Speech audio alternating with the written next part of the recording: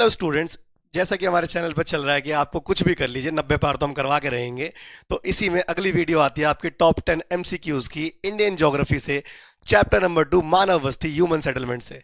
आपको फिर से याद दिला दें, ये जो आपके क्वेश्चन आंसर है आपको फैक्ट देते हैं, नॉलेज देते हैं, जिसकी वजह से आप अपने 3 और 5 मार्क्स के आंसर को और स्ट्रॉन्ग कर सकते हैं। तो शुरू करते हैं। इसमें पहला क्वेश्चन जो आता है हमारा वो रहता है कि मानव बस्ती को जब हम स्टडी करते हैं तो ज्योग्राफी के किस एरिया का हिस्सा है?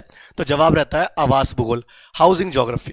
उसके साथ साथ दूसरा, जो वृत्ताकार बस्ती होती है वो आपको किस कारण बनती हुई दिखती है? तो बात रहती है जल स्रोत की। देखिए, ये अभी भी और पहले भी होता था कि अगर बीच में कोई सोर्स है, कोई भी नदी है, तो इसके चारों तरफ लोग आकर बस जाते थे ताकि इसको आसानी से इस्तेमाल किया जा सके। उसके बाद तीसरा, सघन बस्ती अधिकतर कहां पाई जाती है? देखिए, सघन बस्ती का मतलब क्या होता है? डेंसली, जहां पर ज्यादा लोग रह रहे हो। ठीक है, दो वर्ड्स है हिंदी वाले, ध्यान से सुनिएगा। एक होता है विरल, विरल का मतलब है कम, और यहां पर है सघन, सघन का मतलब है ज्यादा।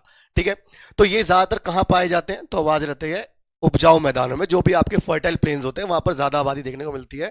और अगर फर्टाइल प्लेन है तो लोग ज्यादातर क्या कर रहे होंगे? प्राथमिक क्रिया यानी खेती।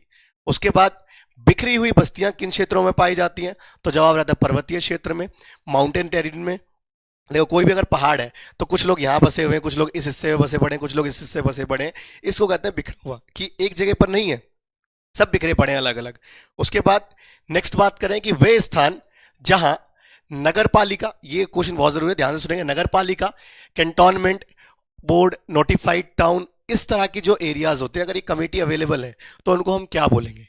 अपनी बुक को ध्यान से उठाकर देख लीजिएगा एक बार कि आपके जो टाउन्स है, जो शहर है, उनको अलग अलग कैटेगरीज में बांटा गया है।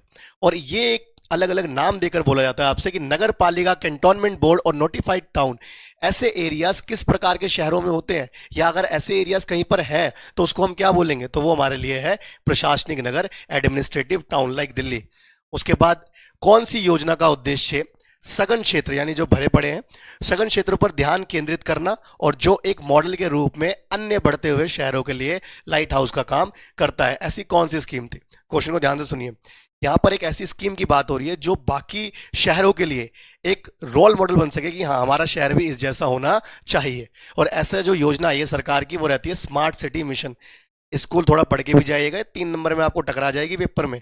उसके अलावा भारत का सबसे बड़ा नगरीय संकुल कौन सा है? देखिए, नगरीय संकुल का मतलब क्या होता है? जहां बहुत सारी छोटी छोटी यूनिट्स आके मिल जाती हैं, तो इसको हम कहते हैं वृहत मुंबई, ग्रेटर मुंबई, जहां पर बहुत सारी छोटी छोटी यूनिट्स आके मिल जाती हैं। याद रखेंगे, नगरीय संकुल पूछा गया है यहां पर।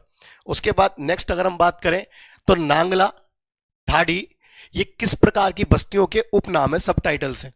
सबसे पहले तो जवाब रहेगा इसका पल्ली बस्तियां। ठीक है, उसके अलावा नगरीय बस्ती की प्रमुख विशेषता क्या है?